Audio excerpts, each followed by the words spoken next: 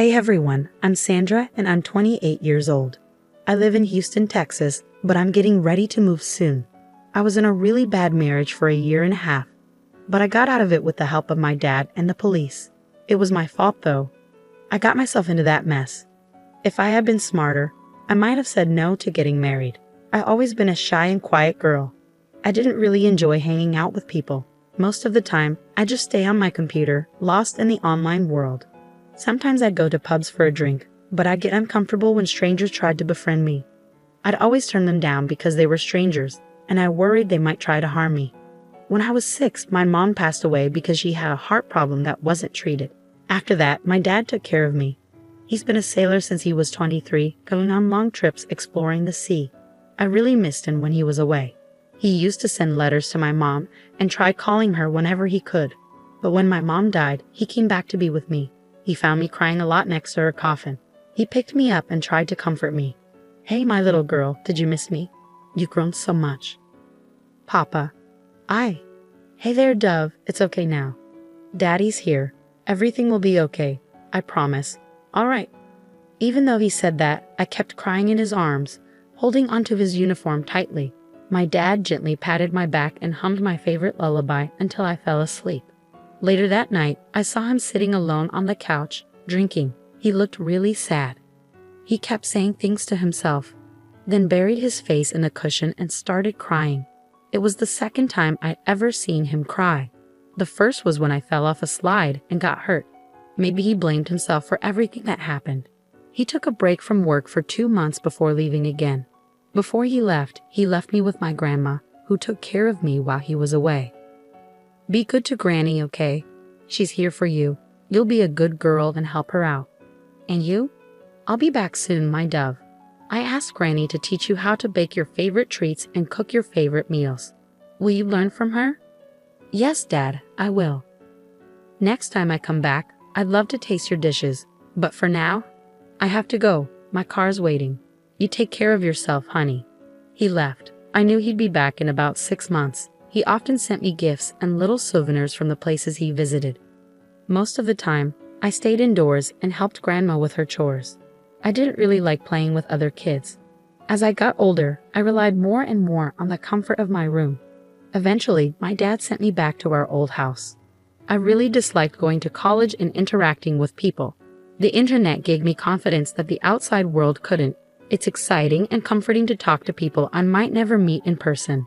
I can share my thoughts and feelings without worrying about being judged for being shy. Through the screen, I found friends who truly get me. I've met people from all over the world, with different backgrounds and experiences. Learning about their lives is fascinating, and it shows how alike we all are, despite our differences. The internet connects us across continents, bringing us together in ways we couldn't have imagined before. There, I met a guy named Ricky. He said he was a streamer. We started chatting, then moved on to video calls. I often wore a Batman mask to hide my identity, and he covered his face with a scarf and wore a beanie. Hi Sandra, it's great to finally see you. Hello Rick, nice to meet you, well virtually. Same here. So how are you feeling today? How many people have you chatted with? I'm okay, just a little nervous to be honest. That's totally normal, but don't worry, I'm not scary. I'm just as awkward as you. This is our first real chat. So Rick, tell me more about yourself. How did you get into this online platform? Well, I really enjoy meeting new people and seeing things from different angles. I tend to spend a lot of time at home, so this online community seemed like a great way to connect with others. How about you? I'm pretty much your typical introvert, so I struggled a bit with socializing in person. Online platforms give me a sense of ease and let me be more open. I get it. Virtual connections can be surprisingly meaningful. I'm glad we found each other. We talked for a while, discovering shared interests and swapping stories about our lives. As the conversation flowed, I started feeling more relaxed. It's funny, I never expected to feel so comfortable talking to someone online. Thanks for making it easy. The feeling's mutual, Sandra. You're great to talk to, and I'm happy we connected. If you ever want to chat again, just give me a shout. I'm usually online playing Mario. Oh, forgot to ask, do you play games? Actually, no, I mostly blog and browse Reddit. There's so much interesting stuff there. I feel like I learn more from other people's stories than from real-life examples. Totally. Sometimes real life can be a drag. It's cool to meet new people. Like, look at me. I trust my online friends more than the ones I know in person. The best part about online stuff is you don't have to feel pressure to keep in touch. You can take it or leave it. It's up to you. As Ricky and I kept talking, we formed a real bond despite being strangers online. Our shared understanding and open-mindedness made us feel like friends beyond the screen. I'm not sure where this connection will take me, but one thing is for sure. My online experiences have shaped who I am. As I go through life, I'll always carry the lessons I've learned from my digital world with me. My dad, on the other hand, is very cautious.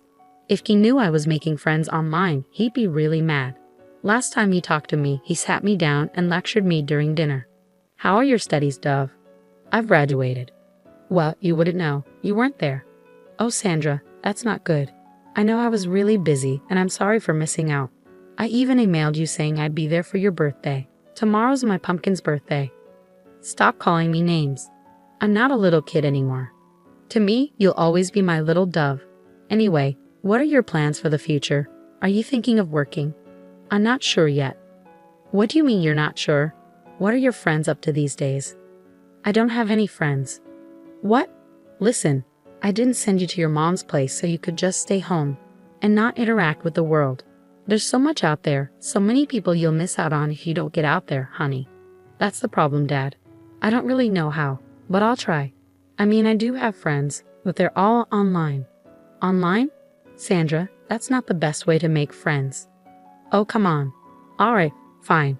How about we go out today? Maybe do a little shopping, just you and me. I haven't been out much lately, but I don't know if I can." "Of course you can, Sandra. You have to try. This isn't a healthy way to live. I understand ever since Marissa passed away, you've...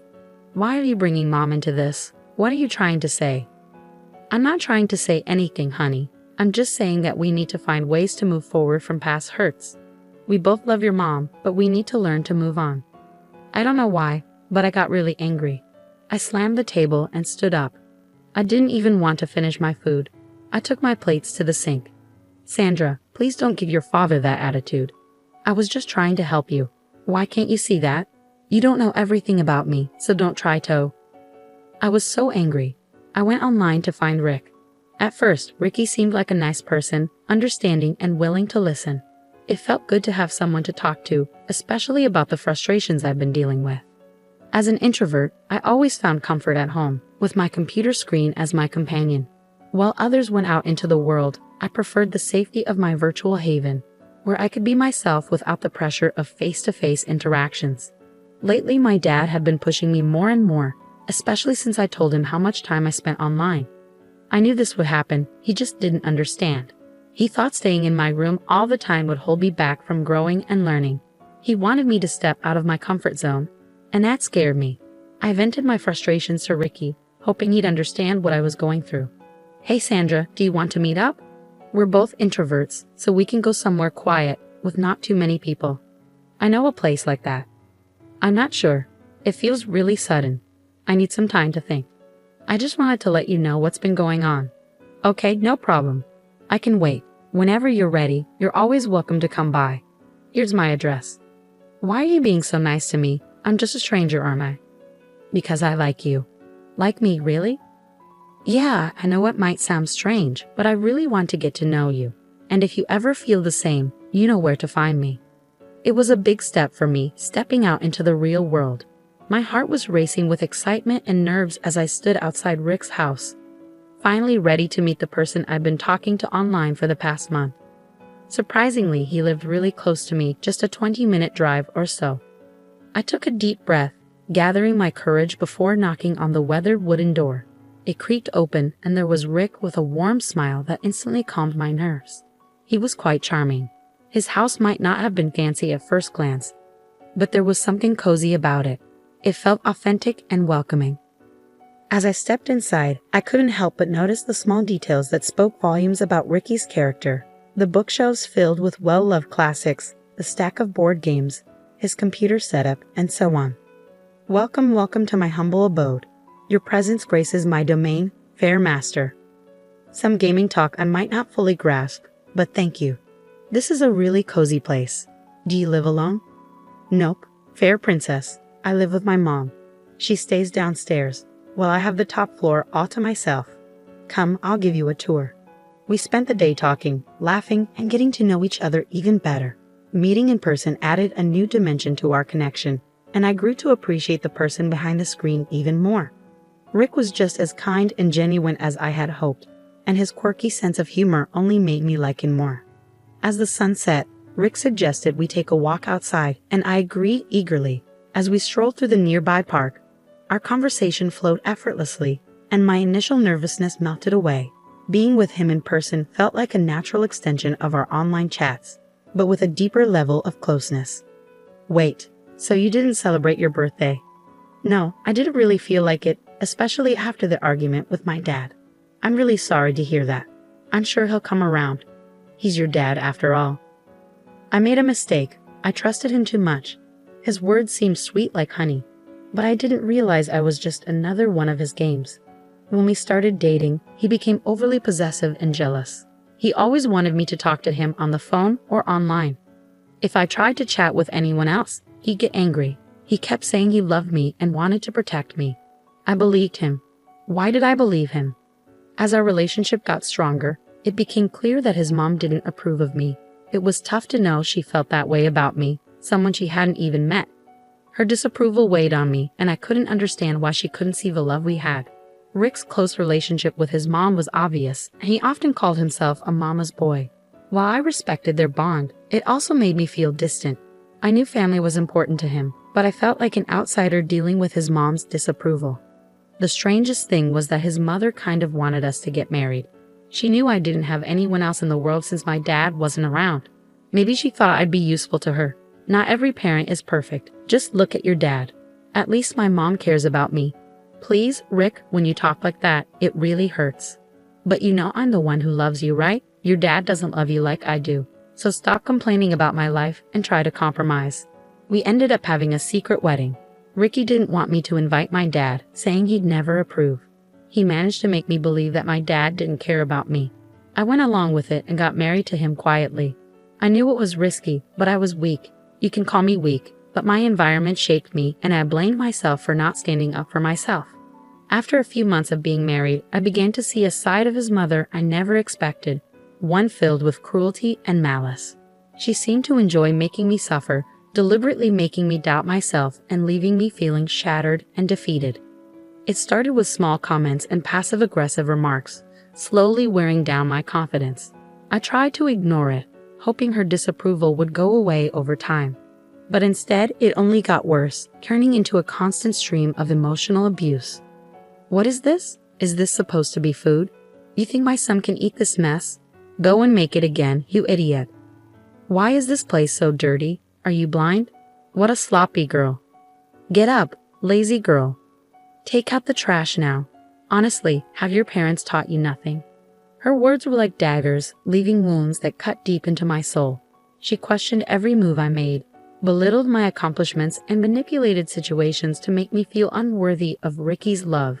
Meanwhile, my husband stayed in his room, lost in his music or video games. It felt like I was trapped in a never-ending nightmare, unable to escape her grip. Inside, I was filled with rage. I blamed myself for being so weak and stupid.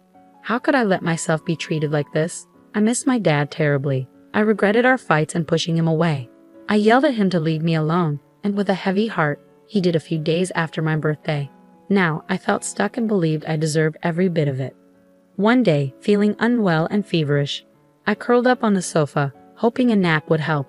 Just as I was about to doze off, I was jolted awake by a sudden splash of cold water. It was Ally with a disgusted look on her face. What the hell are you doing sleeping on our couch? Did you get her groceries like I told you to?